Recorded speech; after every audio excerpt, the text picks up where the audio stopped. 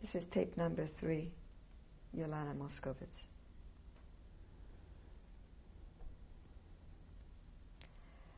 You were telling us about when you came home with the food and how happy your parents were to see you after your long journey to get some food. Was there a ghetto formed in Mukachevo? Yes, and our house fell into the ghetto, that whole vicinity where our house was. And people were coming, everybody begging to be taken in. They should have where to put their head down. So we took in a few families. We took in into our home, and then we had 2 cellars, so we gave them the place and the cellars, and everybody took in somebody. Were they total strangers? Yes. Because the aunts and uncles, they were living out of town. They weren't living in the town. Total strangers. Everybody accommodated everybody. Do you remember their names? Not really. I cannot go back. So your home became now Ghetto. a ghetto. Yeah, but when my father came home from Ukraine, and he used to tell the people all those stories of what had happened, they couldn't grasp it, they couldn't believe it, that things like that are happening. He used to yell and tell, and he used to go to everybody, they should pray and they should do things and they should... And it was unbelievable, the stories, what he was telling. Did you still have a synagogue? Yeah, we had the synagogues were there. Nobody bothered the synagogues. Did they bring in any outsiders from different towns to the ghetto? Not in the ghetto, but in the brick factories. There were 2 brick factories. One was Kalush and one was Shoyo. So they put them there, and there were tracks, because for the bricks to be carried, you know, they were trains. So it was easy for them, like that, to get rid of the people, load them in those cattle cars and take them away. So they lived in the brick factories? Yeah, but not long, because always from all the towns, again they brought people, again they brought people. So they were there in those brick factories until they took them to Auschwitz. When you say ghetto, how was it formed, and who was running it? They were surrounded with the armies, and you were not allowed to get out of there.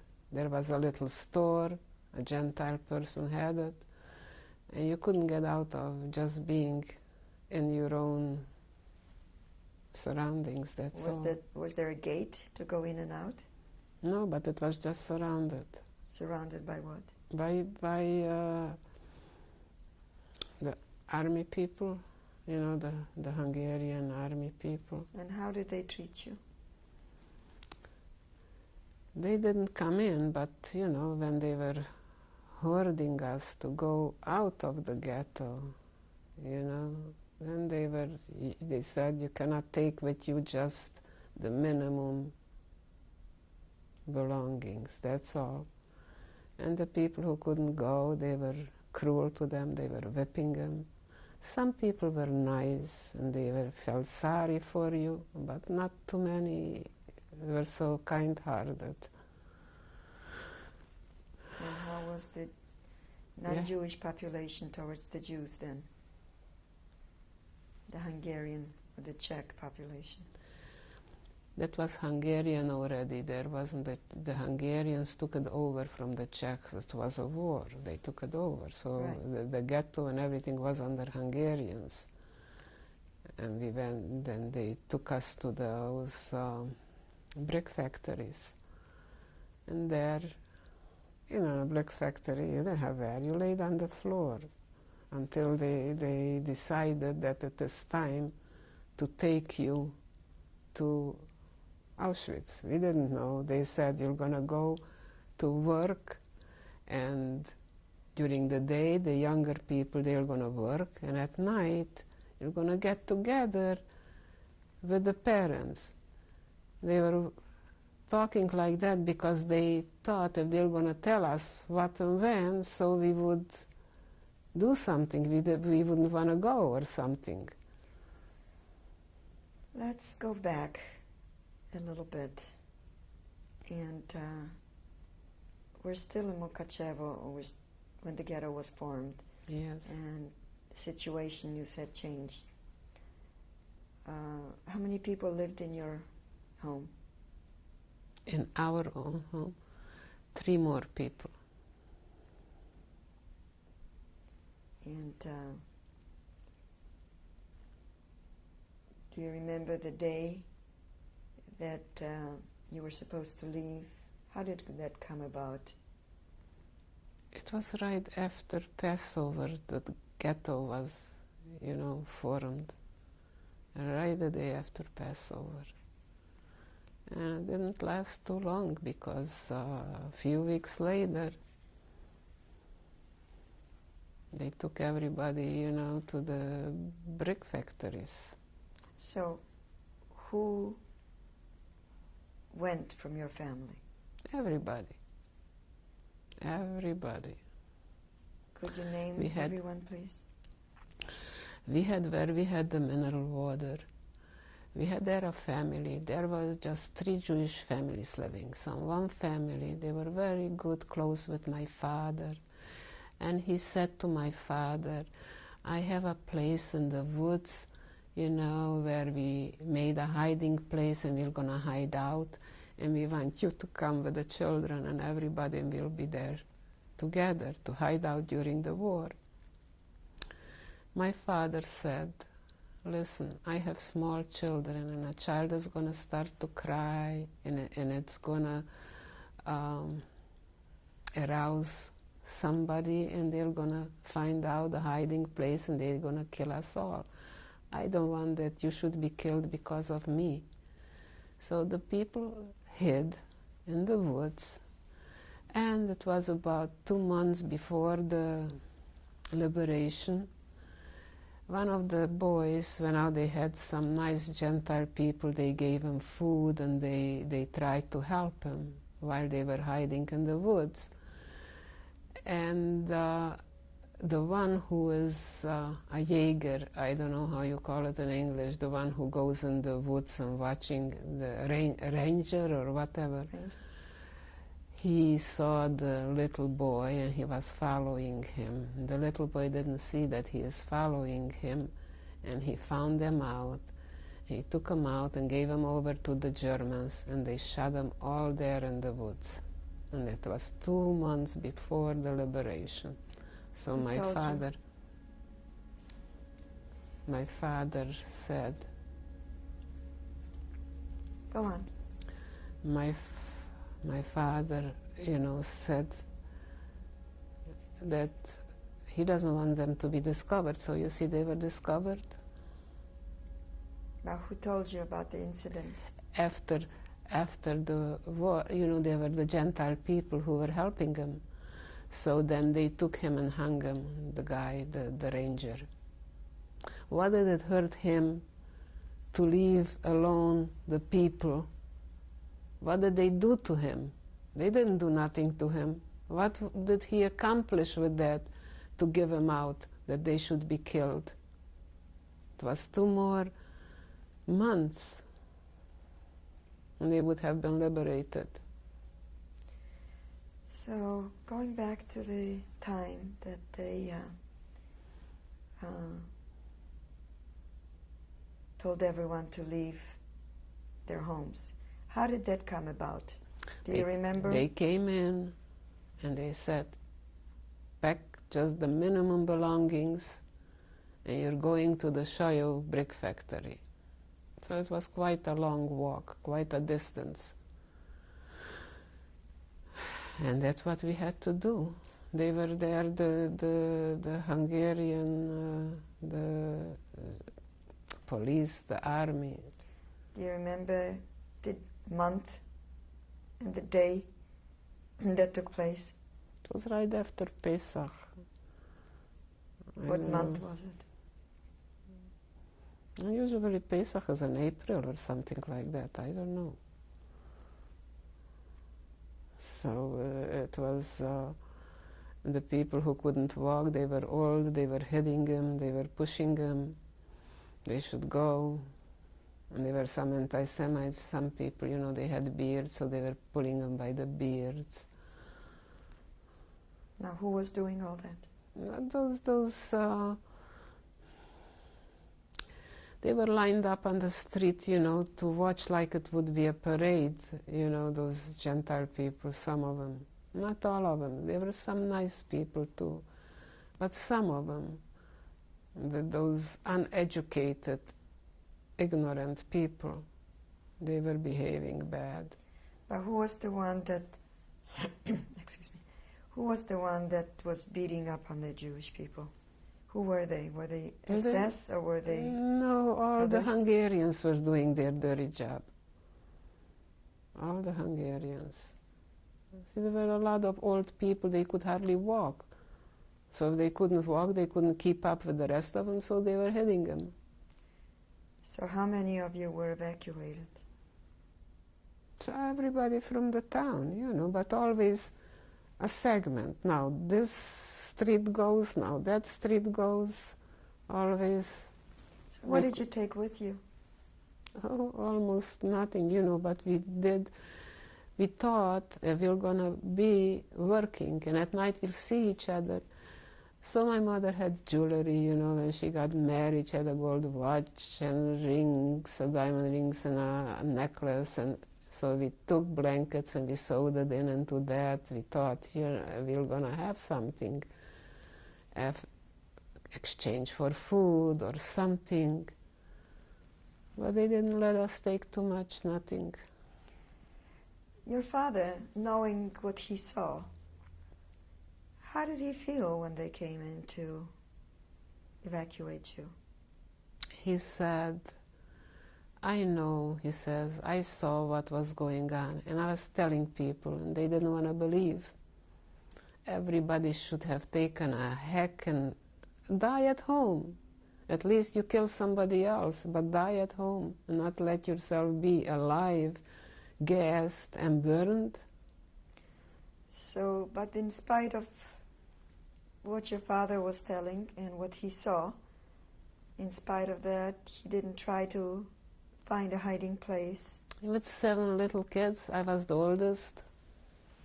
So where could he hide 7 little kids? Did he ever suggest that you run away? No, he didn't say nothing. When he came back, did he still have a strong faith? Oh yes, he was still faithful, but it hurted very deeply. It did hurt him very much. That nothing, how could that happen? How could they do a thing like that? Said they were throwing small babies in the air and shooting in them like it would be balloons or something. And why do you think people didn't believe him? Could you believe that if I'm telling you a story, could anybody believe, can anybody comprehend a thing like that it could happen? Could anybody believe that? But yet it was your father telling you. Not just for me, he was telling for everybody in town. He was Did you believe it? So if my father says it, I couldn't believe it either. I couldn't believe it. What about your mother? She didn't talk about it. She was always praying and crying, praying and crying.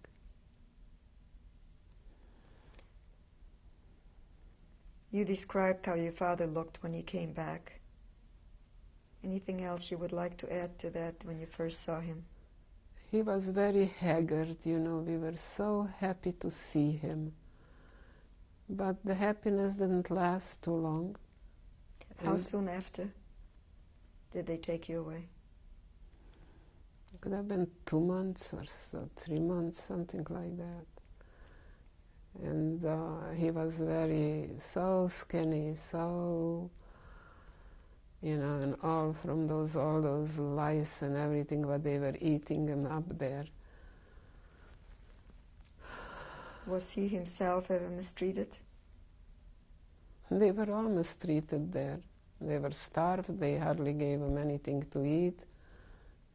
And they had to do such hard work of what machinery supposed to do those kind of work that they made them do it.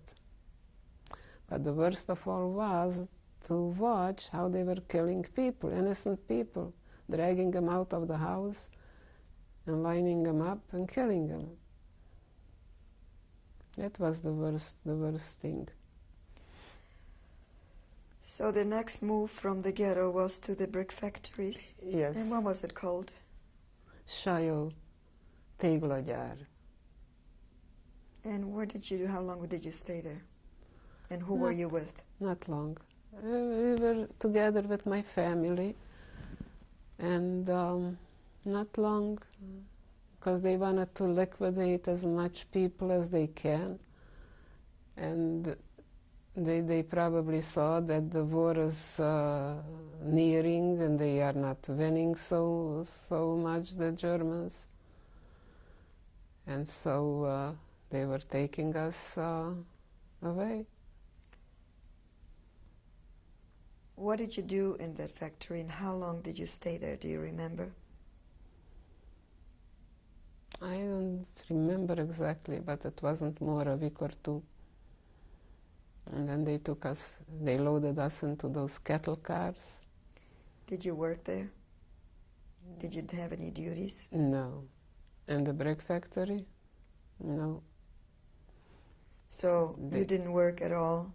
In the brick factory? No. In the ghetto? Did you work in the ghetto? No. There was nobody worked. There was no working, there was no time, there was no... They were doing it so fast. So where did they take you from the brick factory? They loaded us into those cattle carts, pushed as many people they could, and they took us to Auschwitz. It was going, I think, maybe 2 days or what. I don't remember how long it was going and standing and going and standing. Then in between, the SS came up, and again, who has jewelry, they want to take it, give it better. You know, they were looting between themselves, robbing whatever you can. Was there any panic? Oh yeah, people didn't know what's going on.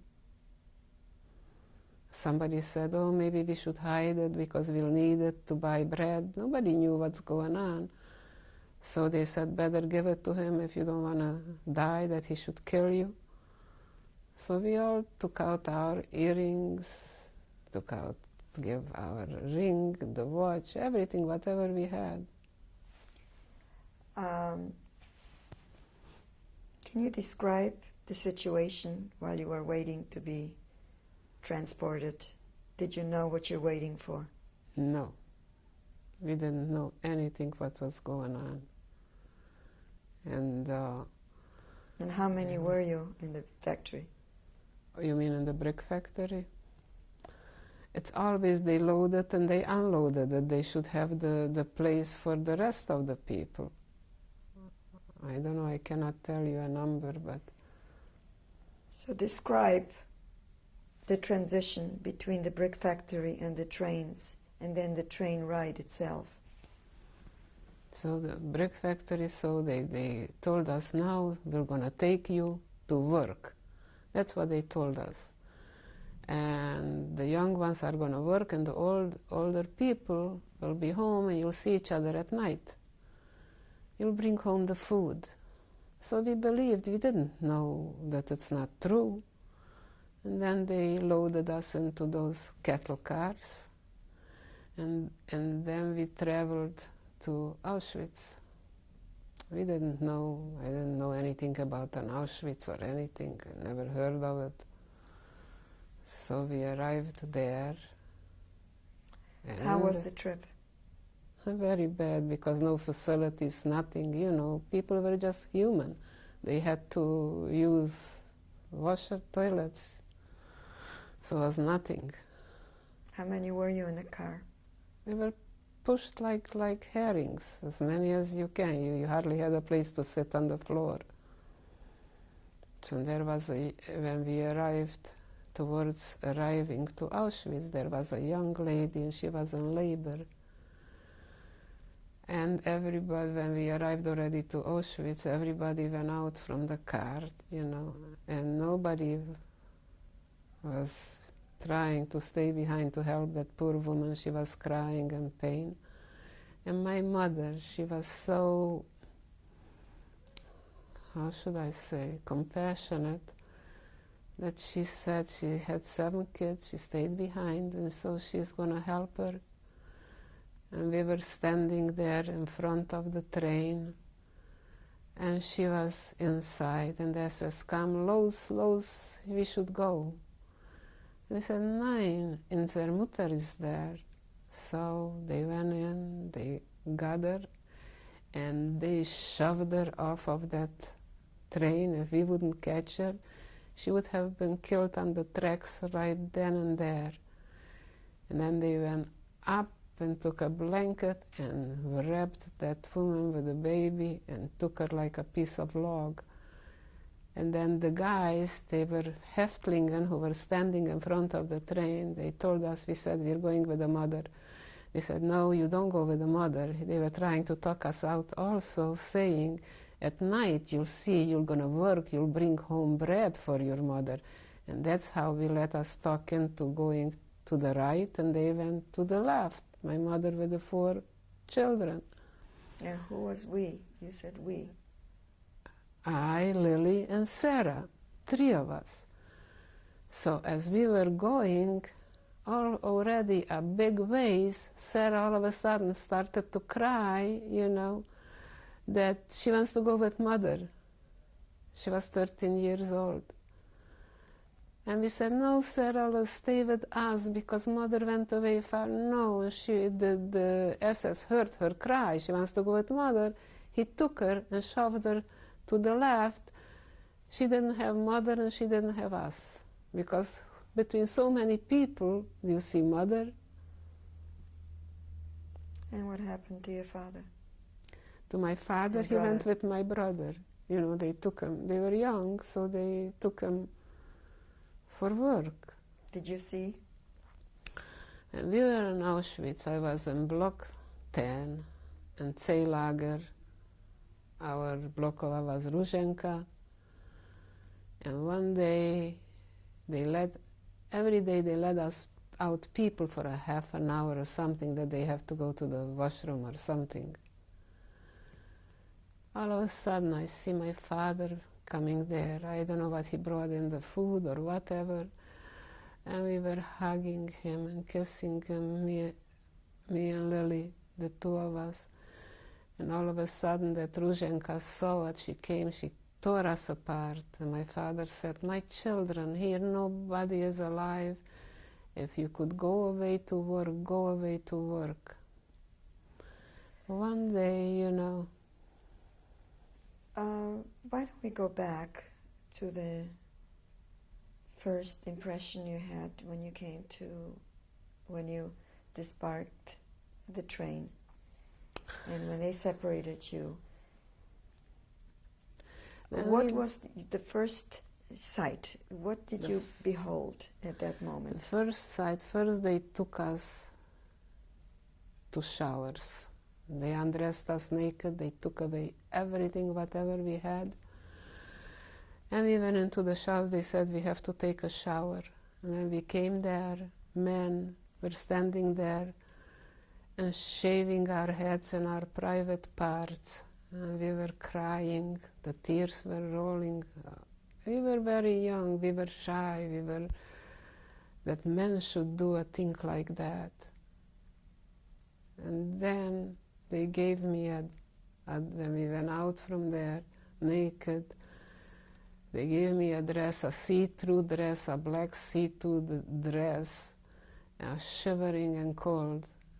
Then I tore off a piece from the bottom because it was all the way to the floor, and hugged myself. Then they gave us, like, we were having yet our period, so they gave us for the period, but I was so cold I put it on my head because I was freezing, I was shaking. And we were standing one, two next to each other with my sister. I was yelling for her, she was yelling for me. We didn't recognize each other. That's how we looked. Again, going back, when they separated your mother and your siblings, and did you see your father being separated from your mother and your brother? No, it went so fast that I didn't know what happened to them. And who was there separating you? The SS, they were saying, rechts und links, you know, some go to the right, some go to the ones who went to the left, they never made it. What time of the day was it? It was in the daytime. And then we looked, all of a sudden we see a big mountain with old people, one on top of the other, and it was moving. They were still alive, you know, the ones who couldn't walk and couldn't go. I don't know what they did with them. Where was that? It was in Auschwitz, not far from where we got off the train.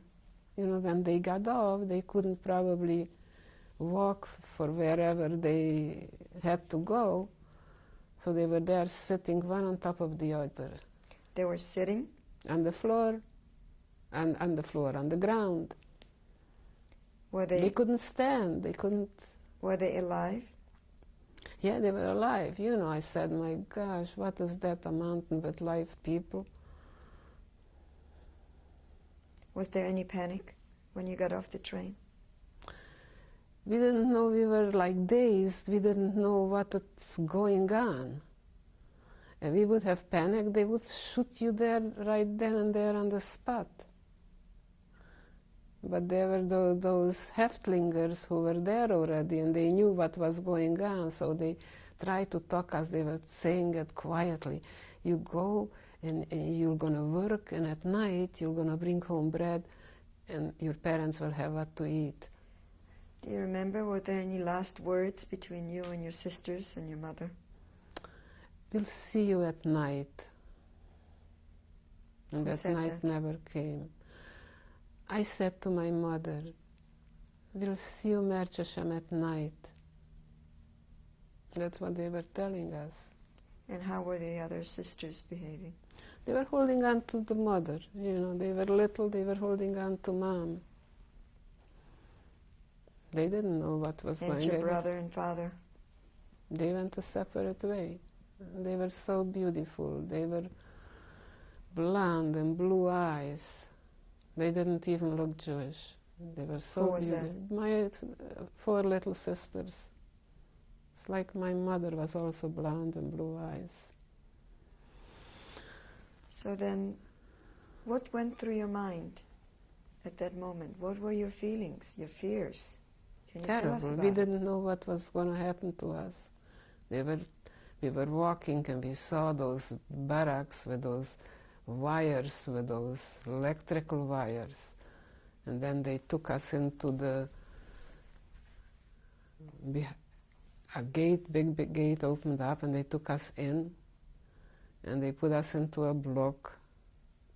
And then we had to lay on those planks, 6 people from one side and 6 from the other. And you could hardly move there, nothing, nothing, just on the plain board we were laying.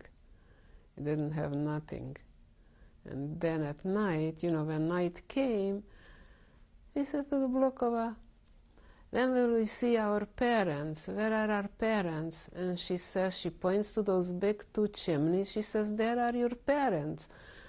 I couldn't understand, how could they be in that chimney? How could they be there? Now later on, you know, What did you think she meant?